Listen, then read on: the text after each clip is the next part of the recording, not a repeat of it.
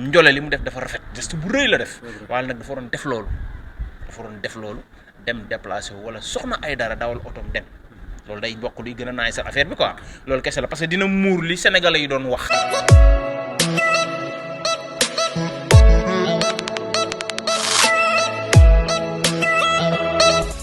Abonnez-vous, ciao le Sénégal. Abonnez-vous, ciao le Sénégal. Abonnez-vous, ciao le Sénégal.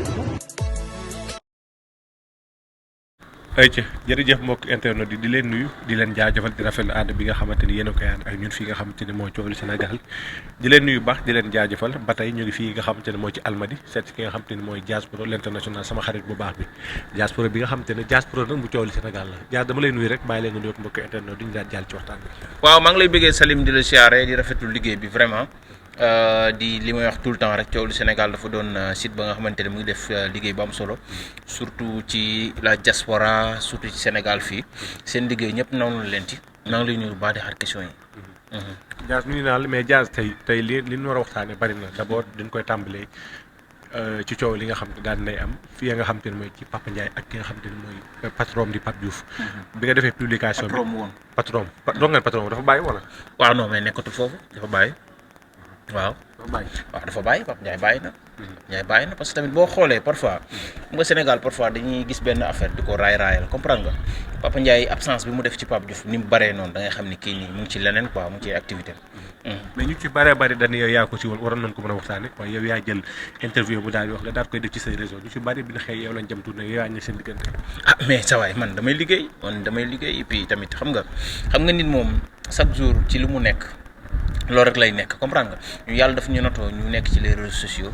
di liggéey suñu liggéey c'est pas ne dañuy xool kii parce que Sénégal yëpp lañ fi nekkal comprendre nga Papa Ndiaye li mu wax bu fekkee bëgg nañ ko tontu wala ñeneen bëgg koo wax comprendre nga nañ ñëw ma invité leen ñu tontu wala ñu wax comprendre nga mais pas yaa duggal yaa def nii nekkul foofu quoi fi nekk mooy que tey xëj na Diaz Pro nga xam muy ñëw ci yow di la fréquenter te moom nga mën a waxal mais bu ko beneen Ablaye Ndiaye duggaloon doo ko di ko wax. xëy na li nga xam Diaz Pro moo tax ngay wax ak moom comprendre mais l'essentiel sama liggéey laa doon def et puis samay micro tàllal naa ko ñëpp ku mën a wax nga wax l'essentiel mooy que du ma dugal ko saaga ndey parce que loolu du ma ko def comprendre nga day mel ni man maa ko créé mais ki nga xamante ne dafa wax xalaatam wax li mu gis kooku da nga koy bàyyi mu wax quoi. mais lan mooy problème moom lan la wax tey ci sa interview bi ngeen def. waaw mais li mu wax rek mooy que mooy que xam nga Papa Ndiaye dafa bëri black day kaf parfois comprendre nga et puis doomu Pikine la te Pikine ku leen xam leen ci mbalak comprendre nga Pape Diouf na dem defi acoustique groupe patas na ñi daw nan yooyu xam nga yooyu ay kii la tooñ la quoi te ku gis xam ne Pape Diouf am na ay date ci décembre bi décembre bi passé ku ne gis xam ne Pape Diouf mu doon joué ñi nekk ci groupe am ñu ngi liggéey ñu ngi continuer seen liggéey da doon farce rek mais xam naa ñenn ñi ñoo ko jàppewul noonu quoi loolu kese la wax waali mu ëpp ay date loolu kese la wax quoi affaire yi. mais est-ce que tamit rafet na ci koo xamante ni tey da nga nekk ci benn groupe wala nga jóge fa sax di jël yenn proposition di ko teg day mel coow dafa am seen biir yoo xamante ni peut-être mën naa ni waxu ko mais yi muy wax tamit daf koy firndeel. waaw rafet naag rafetul nag moom da nga koy tàllal micro moom dina wax rafet naag rafetul mais man ay rafet naag rafetul mu nekkuma foofu man fi ma nekk rek mooy dafa wax soxlaam man ma génne ko comprendre nga ni keneen bu waxoon soxlaam moom ni ma koy génne moom dafa wax soxlaam ma génne ko te loolu yaakaar naa ne amul benn problème quoi et puis tournage clip lañ daje woon ma jël ko fa émission mu wax ko fa quoi noonu la demee waaw. mais est-ce que tey tamit rafet na tey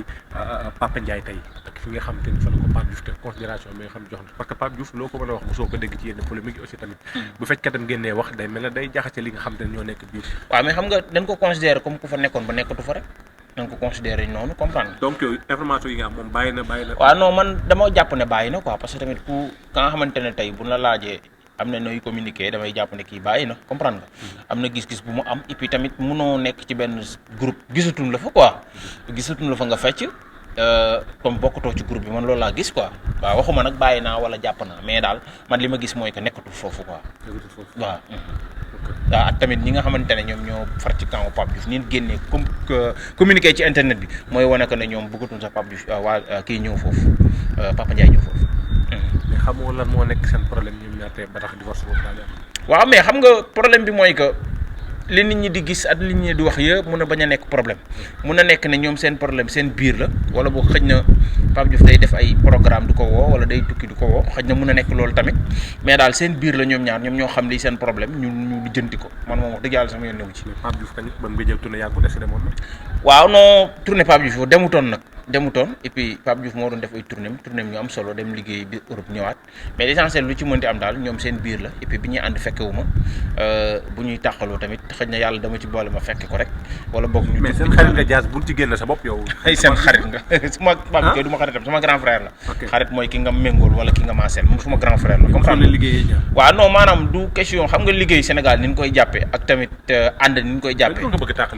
waaw non du tàqalikoo boobu de man samay newu ci ay ànd nit ak jàpp nit man ànduma kenn ci showbiz l'essentiel damay dem soirée di jël ay image dem soirée wàll di jël image dem soirée keneen di jël image ñoom ñëpp dama leen considère comme samay grand frère mais ànduma ca kenn jàppantewuma ca kenn l'essentiel mooy liggéey laay def ku ma sama liggéey boole ak yow ma dem foofu ku ma sama liggéey boolewut ak yow ma toog sama kër gi mooy ay kër yëpp laa yemale amul kenn ku may jàpp ak ku may bàyyi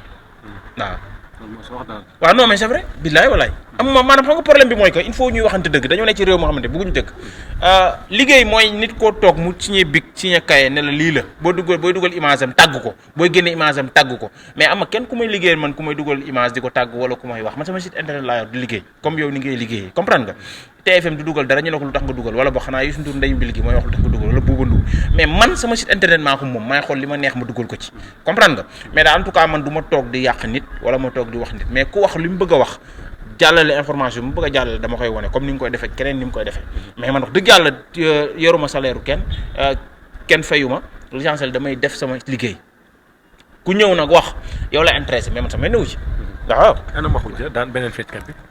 waaw Makhoudia mu ngi fi mu ngi préparé le 15 anniversaire am. mu ngi fi quoi waaw mu ngi fa ba léegi mu ngi fay liggéey ba léegi yaakaar naa seen soirée bi passé Makhoudia mu ngi fa woon waaw. Makhoudia mu ngi préparé le 15 soirée bu am solo di anniversaire am vraiment di ñaanal yàlla am may ko ci ndam quoi parce que xale bu baax la te mën na li muy def quoi waaw. alors dañuy resté ba tey ci li nga xam te ni mooy showbiz bi ñëw ci buñ jógee ci Pape bi dañuy ñëw ci Wally Ballago Seck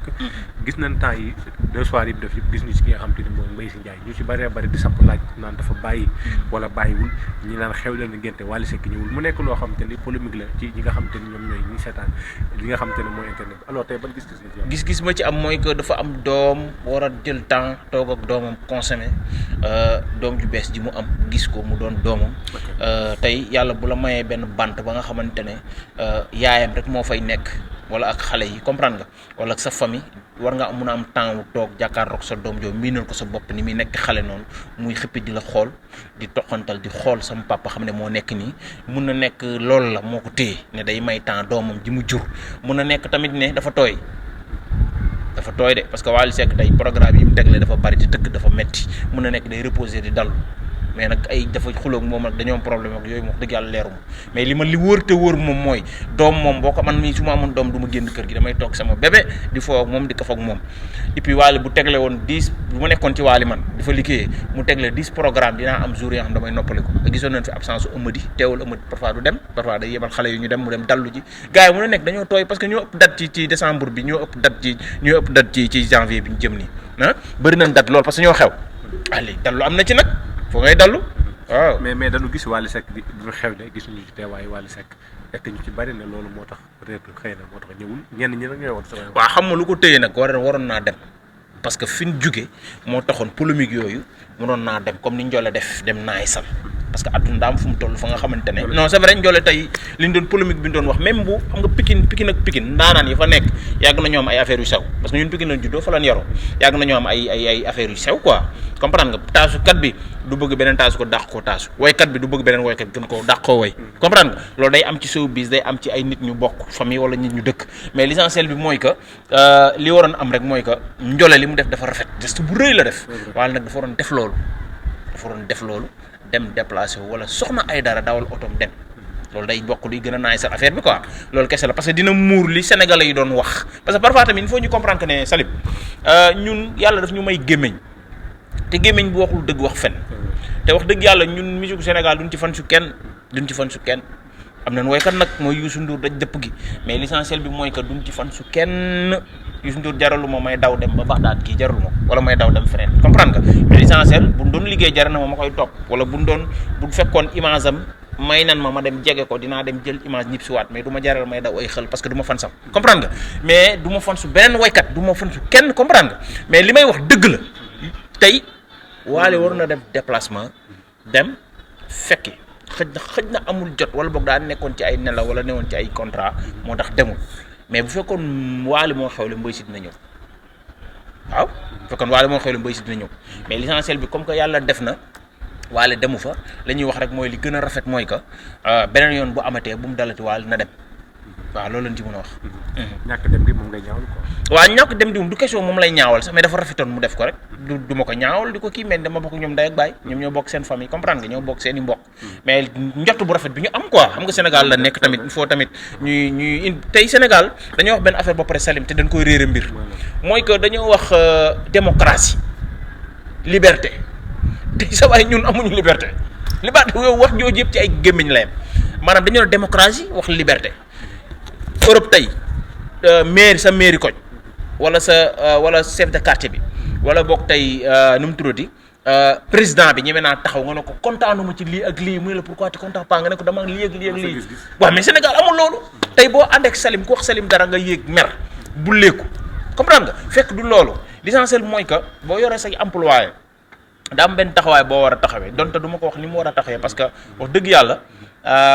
mun na ma mag wala boog mun na ma ëpp daraja peut-être loolu mun na jël mais l'essentiel mooy milieu bi nekk nii moom amu ko ma gën a xam Sénégal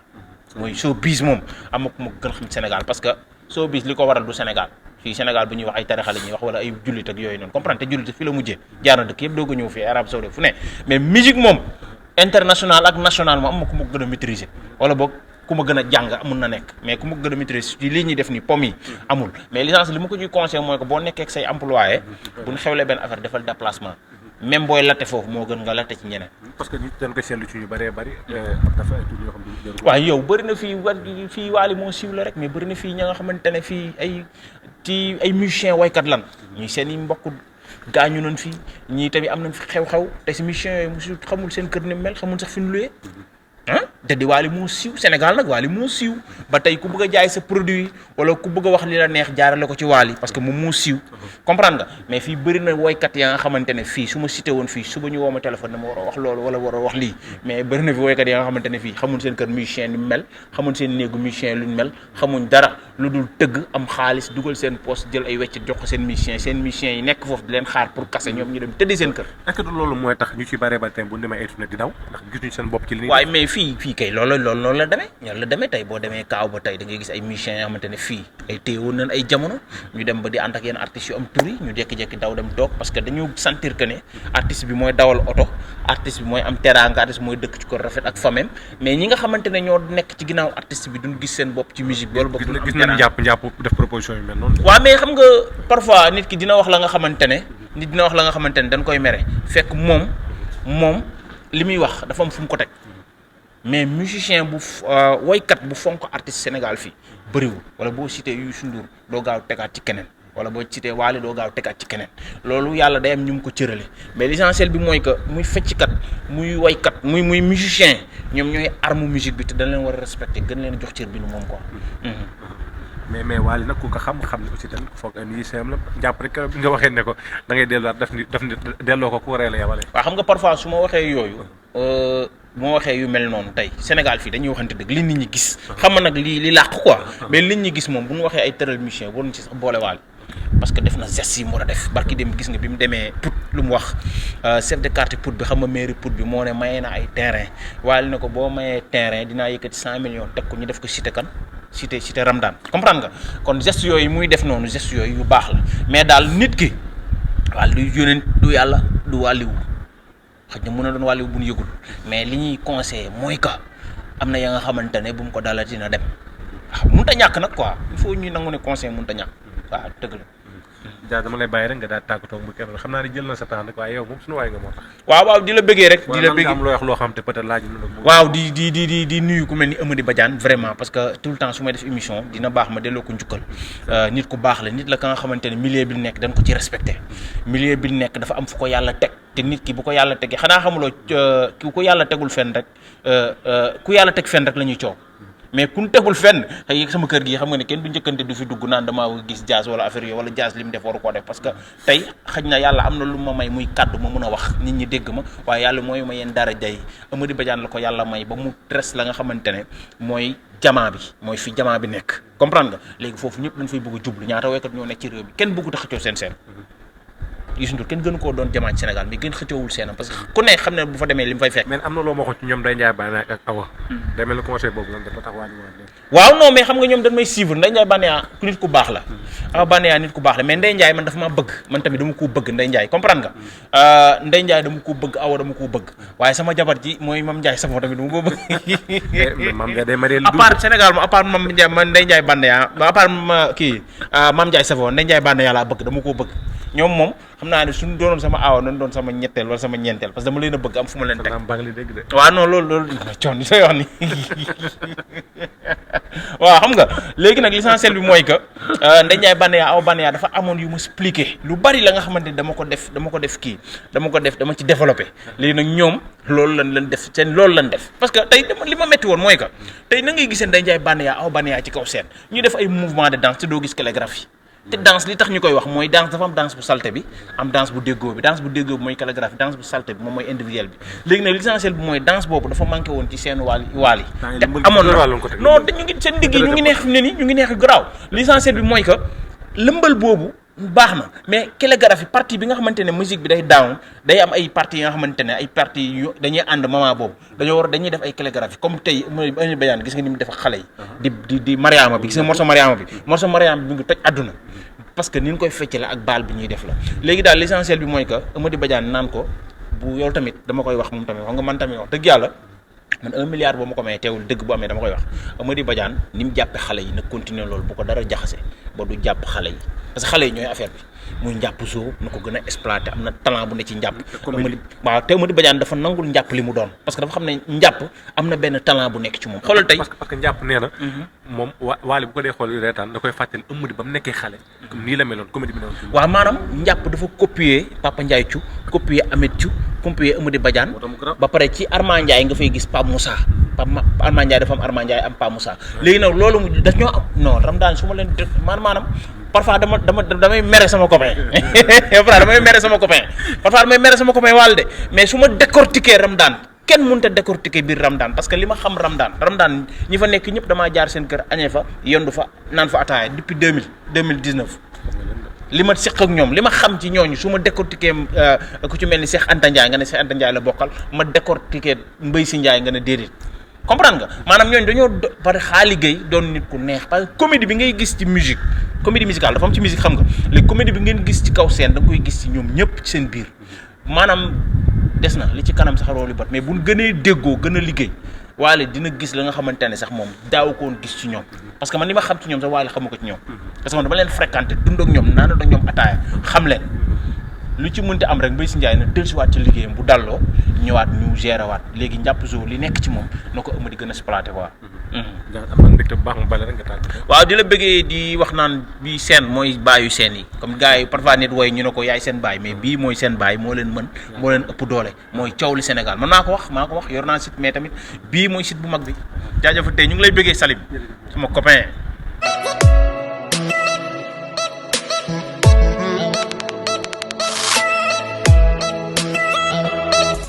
Abonnez-vous, ciao le Sénégal. Abonnez-vous, ciao le Sénégal. Abonnez-vous, ciao le Sénégal.